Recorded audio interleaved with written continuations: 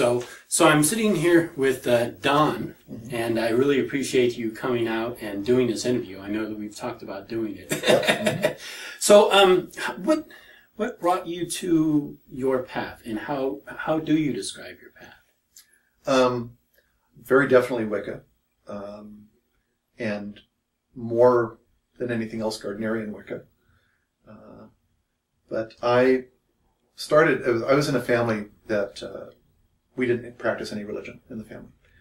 My father, I don't know what my father's family was. I've never found out, but I know that he studied Eastern religion in college and then shifted to business. And if you were ever to say what my father's religion was, it would be capitalism. Absolutely. And my mother was a lapsed Christian Scientist. Her mother had broken her leg and gone to see a doctor and then didn't feel like she could go back to the church. And so my mother didn't really have a lot of religion either, kind of Christian. So my brother and I grew up without anything. And I will always bless my parents for the fact that if we expressed serious interest in any nonfiction book of merit, they would get it for us. And so we read a ton as kids. And I was exposed to Bible stories, but I also read mythology. And the first book I read on my own was a children's book of Egyptian myths. And I have a love for Egypt to this day. But I could never understand why there was a difference between the Greek and Roman and Egyptian and Norse myths and Bible stories. These all just seemed basically part and parcel of the same thing. And I was much more attracted to the classical and Egyptian stuff. So I had an interest in that direction. And that interest got peaked or grabbed when I was in 6th grade. And I met people who were involved in a coven. Or let me rephrase that. I met some students who knew a witch and had put together a group of friends that were interested in witchcraft. And it was entirely out of published books, like Hans Holzer and things like that, and really just more interest than anything else. And I was told that one of the kids was connected with a witch named Lilith St. John. And I always thought this one was mythical until, about 5-6 years ago maybe, when I got a book on witchcraft in a store here from that time period. It was interviewing a number of witches, and one of them was Lilith St. John in Millbrae, which was the town just to the north from where I was growing up in Burlingame. And so I went, wow, she existed. So maybe there really was something to this. And that kind of lurked in the background. And there were other things like psychic experiences as a kid, and I had a past life thing that was at Salem. Nobody prominent at Salem, but at Salem. And when I came to Berkeley to study, I was studying physical anthropology. And then my major advisor, Timothy White, discovered Lucy, the Australopithecus, and he was gone. I didn't see him again. And I was taking a breadth requirement in religious studies with Mark Juergensmeyer. And in his office hours, somebody asked a question about witchcraft, and he didn't know what to say. And I said, well, I know something about that. And I started talking. And after that, he said, would you like to study that as a major here, religious studies? And so we put together a interdepartmental major, religious studies, with an emphasis in magic and occult religions. And that led to creating a Halloween party for the majors where I met local pagans and witches through the local bookstore, Shambhala. And I said, I'm putting this event together. I need a tarot reader and a real witch and a real druid and things like that. And I met Robin Goodfellow and Gaia Wildwood, who are local witches, and Stephen Abbott, who's a local druid, other people, and got them together for this party. And after the party, I said, gee, I'd be interested in working with you more about this. So my wife and I attended a Sabbath locally that was held out at Baker Beach, and it was wonderful, and I was hooked. I thought, this is fantastic. And so I wanted to study with these people. So I joined a study group, and in the study group I mentioned, when I was 12, when I was in the 6th grade, there was this other little group. Do you think there's really any kind of connection with that? And Robin said something like about, of course, all these things are meaningful and some sort of generically positive thing. But the reason I'm telling this is that at the time, I was studying with a friend who was a math and physics major here at Berkeley, who I'll not name to protect his identity, because he's still in science. And we were studying magic together, purely mechanical magic. It had nothing to do with religion. It had nothing to do with spirituality. It was entirely like magic as an alternate form of physics. And he had moved to Los Angeles to continue his studies, and we were doing a thing where we'd get together like the same night at midnight, do a ritual, and try to send a tarot card to each other, that kind of thing. And one night, I was setting up my circle for working with him. And I got my circle set up, and I was, oh, I got about a half an hour to kill. What am I going to do here? And I remembered this chant that I'd heard at the Sabbath. And it was the one, we'll come from the goddess, and to her we shall return like a drop of rain. You've heard that probably before. So I just sat there kind of meditating and singing this chant to myself. And I started hearing other voices singing the song. And just as I noticed this, I'm going, what's going on? The darkness behind my eyes parted like a curtain, and I was looking out at a scene, every bit as real as this, of a sunlit, grassy slope with a hill to my right, some woods to my left. There was a path coming along right by where I was standing. And coming towards me down the path are a woman in a white robe, dark hair, and a bunch of children behind her. And they're all singing the song. And they're walking towards me down this path. And I'm thinking, uh-oh, this must be the goddess. Now what do I do? And I'm trying to think of something like intelligent to say. And they're getting closer. And so I step forward. I can't come up with anything good. So I step forward and I say, lady, will you watch over me in my undertakings tonight?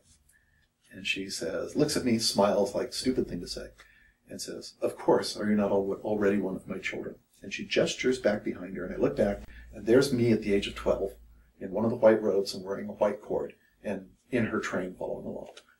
And, my jaw drops, and I turn back, and she started walking on, and the kids start walking on again. And I go, I guess that's it.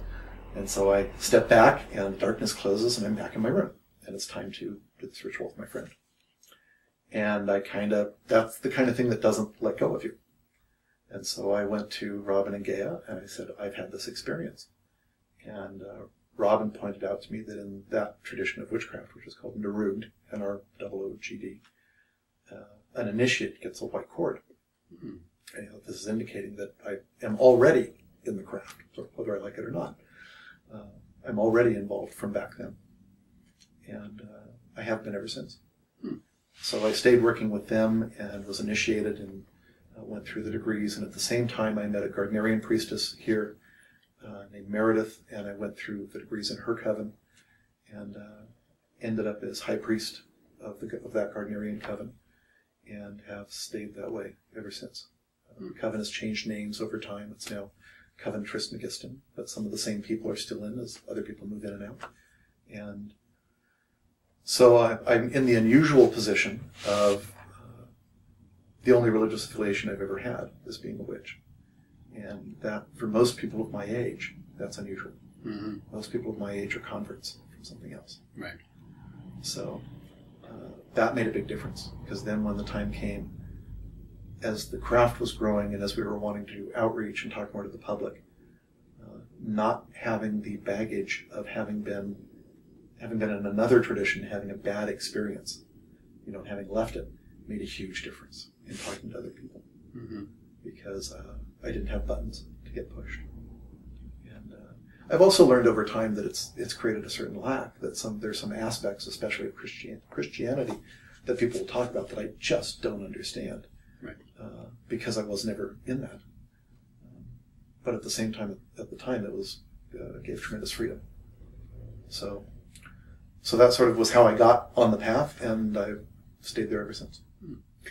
And what exactly is NROOGD? Because I'm a little familiar with it. I've been getting a little more familiar with it, but could you explain a little bit more about that? It was a group that got together as part of an anthropology class project to create a ritual. In this case, it was a witch's Sabbath. And using published and available sources, a number of local people, probably the most prominently known as Aidan Kelly, put together a ritual, and they said they did this for the class and said that was fun. Let's do it sort of more for real, like let's do it out in the woods. And as it's reported, a bunch of people gathered and did this ceremony appropriately at night in the woods, like you should for these things, and had a mind-blowing experience. And one woman named Gypsy is credited with saying, when Marx said that religion was the opiate of the masses, I don't think he expected the masses to respond, far out, let's get stoned. And so they stayed with it, and it became a coven. And they all sort of initiated each other. And then one coven became more covens. And they took on the name New Reformed Orthodox Order of the Golden Dawn. Partly in jest, partly to describe their being both new and old in what they did. And so there were several NROOGD covens, mostly around the Bay Area, but some have spread out to other parts of the country. And what year was this? That they formed? Yeah. Boy, I'm not sure. I believe it was the late 60s. Okay. But I'm not certain. And so like late 60s, early 70s, I believe, maybe? but Okay. I wouldn't go on record with that. I'm really not curious. Sure. Yeah. But it was definitely a creation of the Bay Area when there weren't other witches around to join. So it was doing it themselves out of published works like Gardner's published works and The White Goddess and Margaret Murray and what was available to work with.